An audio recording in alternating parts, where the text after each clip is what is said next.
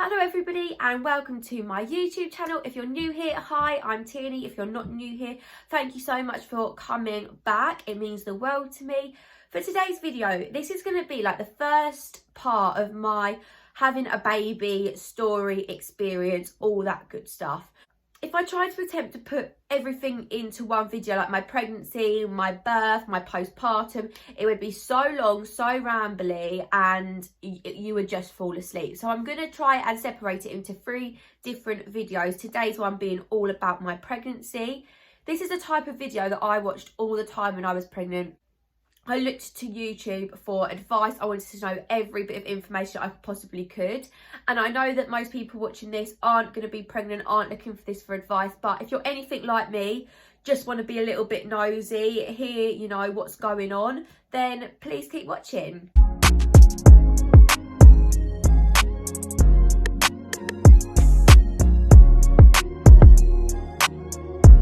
The only appropriate place to start would be the beginning. So if I set the scene a little bit, so about a year ago I was at the Royal National Orthopaedic Hospital, which is in London Way, for an appointment that I've been waiting for literally about 10 years, and I was getting a diagnosis for my chronic pain condition, which has been causing me the most amount of ag for the past 10 years.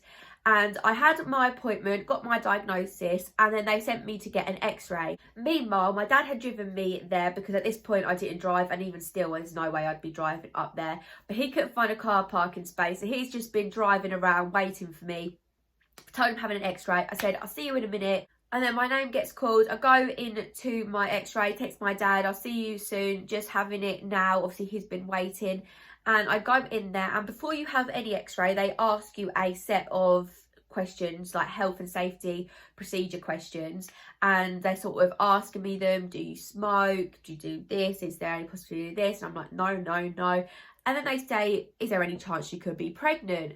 And something about my face must have sort of changed, because even though I said no chance, they were sort of like, are you sure? And I was just like, yeah, 100% sure. You could probably hear a little bit of a denial in my voice, even though there was no chance I thought I was pregnant. But they give me this paper calendar and they asked me to point to my last period, which I got a little bit squeamish at even the thought of it. And I'm looking at this piece of paper and I'm thinking, when was it then? Because my periods aren't actually very frequent, so it's not irregular for me to not start on a specific date. So I'm looking at this calendar thinking, what number am I going to point at then? So I sort of point and I think, well, it was around here, and they were just like, sorry, there's no chance we're going to be able to do this for you today, because in case there is any chance that you're pregnant, this x-ray can be fatal for the baby, and so therefore we're not allowed to do it.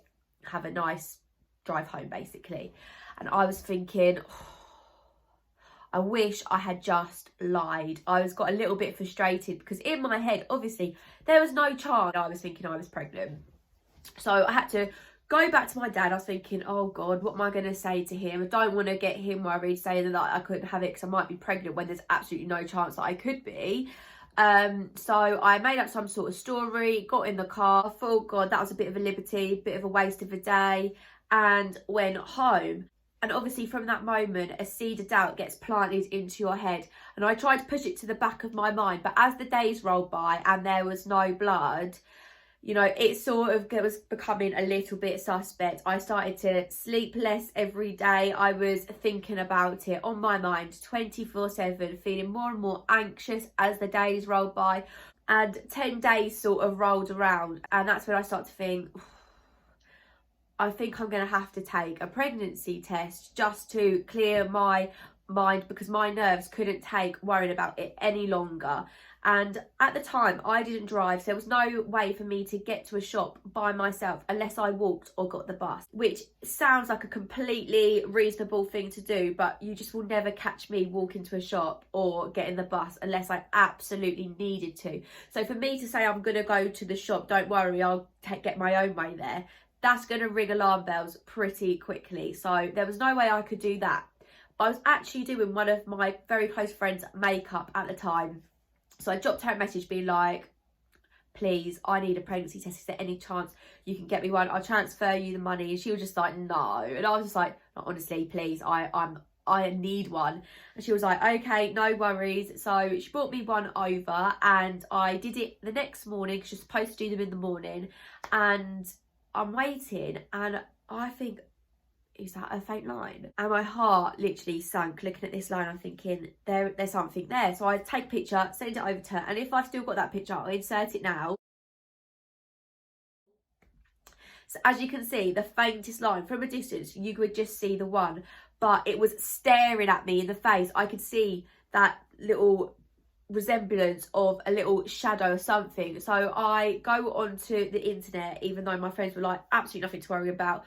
I wasn't convinced. So I'm on the internet, I'm typing up faint positive Lyme pregnancy test, and it turns out that if you're only a few weeks pregnant, then you don't have a lot of the hormone, so it doesn't come out very strongly on the test. So I'm thinking, what have I done? What am I gonna do? And I thought, I actually need to get another pregnancy test. I need a clear blue, say it in writing, black and white, block capitals, to confirm whether or not I'm seeing things or this is real, which obviously I did. I went into town. I didn't want to do it at home, so I did it in Debenhams toilets, sitting there waiting 2 minutes, and of course the word pregnant. I literally felt sick instantly. I was going to have to go back in to the car with my mum because I sort of made an excuse that it was a quick errand. Don't waste your car parking money. I'll only be 10 minutes. I have to get back in the car with her. I'm not going to be able to give anything away. What am I going to do? So the first people I actually told were my work girls because I love them to pieces. We were so close. I felt like I could tell them anything. But they weren't too involved with people in my personal life, so there was no way of them knowing they could tell anybody who knew me closely, like my friends and family wise. So I told them to sort of get my head around it, get my heart around it, and then it was time to tell Owen, and I had no idea how he was going to take it. We hadn't been together for very long. I was so worried because it's a massive, massive thing, obviously. And I just wanted to tell him right. So I was thinking I'd ask him to go for a drive somewhere and then sort of tell him when it was just us two, we could have a serious conversation. But the second I got into bed that night, my face can just not hide anything. And I get into bed, he's like, Tinny, what's wrong? And I was just like, nothing. And he was like, no, what's the matter? So obviously I had to tell him. And if I'm honest, his reaction was everything you could hope for and more. He was so supportive. He gave me a massive cuddle. Obviously it took him a minute to get round to it, but he was very calm. He said, whatever you want to do, we'll do. It's your body. I'll support you with whatever. And he gave me all the comfort I needed in that moment to be able to feel happy about what was going on and to sort of see a light at the end of the tunnel, and gave me the confidence to be able to go and talk to my parents. Now, I obviously didn't tell my parents till the next day because I told Owen very late at night. And then the next day was the longest day, just waiting to be able to tell them, because I wanted to tell them when my parents had both finished work. So that was going to be about 6 o'clock. And when that time came around, I asked my mum and dad to go into a separate room so I could have their undivided attention. I wasn't going to be distracted by my brothers or anything like that. And I sort of sat them down, told them, look, there's no way I'm going to be able to butter this up, and told them that I was pregnant. And I definitely think I did it in the best way. I'm so glad that I didn't tell them separately and have to, you know, say the whole news twice. And I'll be honest, there was a little bit of tension for a few days, like 2 days or so. My parents definitely didn't have a bad reaction. They were so supportive, but they were definitely shocked. Because at the end of the day, I'm their baby, having a baby, and I hadn't finished school, which I just started if you'd watched my first video. I had plans that I wanted to do. I wanted to go travelling, and all of those were going to be off the cards. But once we'd all sat down, spoke about the logistics of it, spoke about how I'd still be able to go to college, how I would save up all that I could whilst I was working, which I did. Give it 3 or 4 days and everyone was actually very, very excited. So yeah, telling my parents was definitely the most difficult thing I've ever done. It is just as hard as you could possibly imagine telling your parents that you're pregnant when you're a teenager. And I actually decided to tell them without Owen. It was my decision. He did offer to be there for support. I just felt that it would be unfair to my parents to feel like they had to filter their natural raw reaction, like they had to have time to process, and it'd be unfair to Owen for them to see their raw natural reaction. And everyone has their right and time just to process the news, because it was massive news. But once that was done, that was the hardest part. Every person I told, you know, was really difficult, and all the reactions were different. Some were happier and more excited than others. I had a few reactions which weren't so great, for definite, but at the end of the day, I didn't mind, because my parents were all right, Owen was all right, Owen's family was all right, and I was all right, and I was happy, and I was getting excited, and anyone else's opinions didn't really bother me, because I knew they were going to come round eventually. I was hoping to wait till the 12-week mark to tell everybody, because that's what sort of the standard for a lot of people, to wait until you're at a lower risk. But my brothers actually had to be told earlier, which wasn't the plan originally, because I had the worst sickness. And morning sickness, can I just add, is a myth, it's a fairy tale, it's a farce. When they say morning sickness, it's morning, mid-morning, lunch, mid-afternoon, early evening, the middle of the night sickness. There were days where I was sick excess of 10, 12 times. And at the time, bear in mind, I'm still at work, and where I work on the bottom floor. The toilets are in the middle floor, so 4, 5 times a shift at least, I'd be running up the stairs, being sick in the staff toilets. When people, I could sort of hear people around me being like, are you okay? I was just like, yeah, fine. I was making up all kinds of excuses, blaming it on pain medication, all that kind of thing.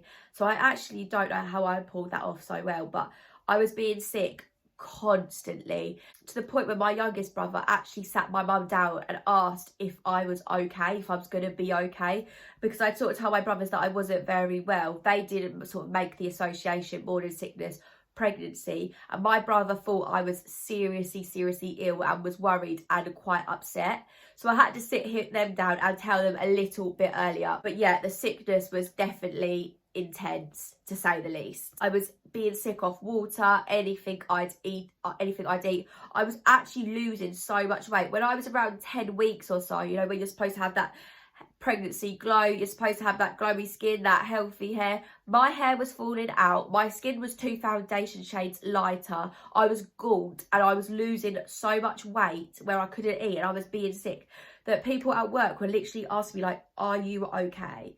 And I just had to make excuses after excuses, because I didn't want anybody to know.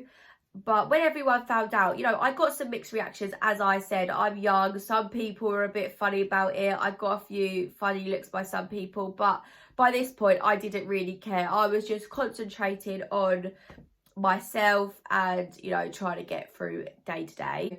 With names, we actually picked the name really early on. It's just like when you find out you're pregnant, you get so excited that you want to do everything in the first little trimester, and then you've got the rest of your pregnancy just to wait it out. But we couldn't agree on a name, and when you're younger, when you're children, I don't know about you, but I had in my head names that you think you're gonna like, names that you're going to use for your future children. But when you actually have a partner and it comes to having a baby, their opinion has to count too. And me and Owen could not agree on a name. We were literally saying all the names in the list. We were like, no, definitely not. And then I think it was Owen who went Ronnie, and I was just like, oh, I like that. And he went, so do I. We both looked at each other, smiled at each other, and thought, Ronnie, yeah, perfect. We love that. So we knew if we were having a boy, it was going to be Ronnie, and we were having a girl. We weren't 100% certain, but we did have a name also. And then we found out we were having a boy. We couldn't wait. It was a no-brainer. Definitely found out the gender. And as soon as we found out that we were having a little boy, we knew we were going to be having little Ronnie Roo. And I just still love his name. Every time I hear it, I think, yeah, so glad I picked it. My sickness ended, thank God, at around Christmas time. So I was about 16 weeks. It was a journey. I was in hospital at one point with a drip. When they did all the checks on Ronnie to see if he was okay, he was fine. He was thriving. He was taking every single piece of goodness out of my body, taking it for himself, which is obviously why he turned out to be such a big baby, because he was taking those nutrients all right. But when the sickness did finally end, it only replaced itself with heartburn. I never even knew what heartburn felt like. It's not something I had before, but it was so painful. Yeah, I literally felt my insides were on fire. They were acidic for 3 or 4 months. Every single day I was necking Gaviscon like there's no tomorrow. I bought so many bottles. I probably spent half a wage on Gaviscon. And as I mentioned at the start, I do have a chronic pain condition, so I was actually very worried the whole of my pregnancy. I was sort of a high risk just in case of dislocations or anything like that, which didn't happen. Very, very fortunate. But at around 32 weeks or something like that, I suffered from PGP, with pelvic girdle pain, but I'll put down there what it's called because I've completely forgotten. And that's where you just get pain in your pelvis. And it came over one day. I was having health and safety checks at work, making sure I was still safe to be at work. And the last one I had, I said I'm absolutely fine, everything was good, passed it all fine. And then the very next day I turned up to work and I couldn't stand, I couldn't walk, I was in agony. My just bone was like wearing away. It was just so painful, but it's completely normal, just another perk of pregnancy. So I went to a physio, because put on crutches. At the same time I had carpal tunnel, so I was also in those arm supports. So I really did have it all. People say that, you know, pregnancy is the best time of your life, it's so magical, and there is a little tiny bit of pressure just to feel like so lucky that you're being able to have a baby, because not everybody is as lucky, and you have that pressure to sort of feel like this is the most magical thing, I'm doing something amazing in my body. But you know what, for me it was a really quite miserable time, because I was in pain, discomfort and sickness for 9 months straight basically. But I kept positive, everything was fine, I knew it was for the greater good. And that sort of brings me up to the last part of my pregnancy. I had to leave work early. I was signed off through sickness because I couldn't stand, I couldn't walk, so I had to be signed off. I actually moved out my family home, which is a massive thing, and I decided to move into Owen's family home because it would be what was best for our family of 3. So that was a very emotional sort of thing, but you know, I had to grow up at some point. So I moved in here. I started to crave toothpaste like you wouldn't believe. Went through so much toothpaste. Every time I washed my hands, I would help myself to a little bit of toothpaste. Soft mints, only spearmint, peppermint's not for me. Went through those like there was no tomorrow. And I discovered this chocolate trifle from the co-op, which is just round the corner. So every day I was going for walks to the co-op to pick up my chocolate trifle to eat that. And that is where the weight just piled on at the last minute, but we won't talk about that. And I was very conscious of the fact that Ronnie was very big. So 2 weeks before my due date, I started to have stretch and sweeps, which is where that's gross, where the midwife tries to break up the cell membranes of your cervix to bring about labour. It didn't work. Going for, you know, my daily walks, long walks, uphill, trying to bring on my labour, bouncing on that ball in front of Love Island every night for an hour. I was eating spicy curry, doing all the tricks, none of them worked. But that's not what this video is about. That's for the next one. So I'm going to end this video here. If you enjoyed this video where I just sit and talk, then please let me know. The next video is going to be coming soon. And until then, please like this video. It means the world to me. And subscribe also so you can see the next one, hear the rest of the story, and just see more from me. But until then, keep well, and I'll catch you in the next one. Bye!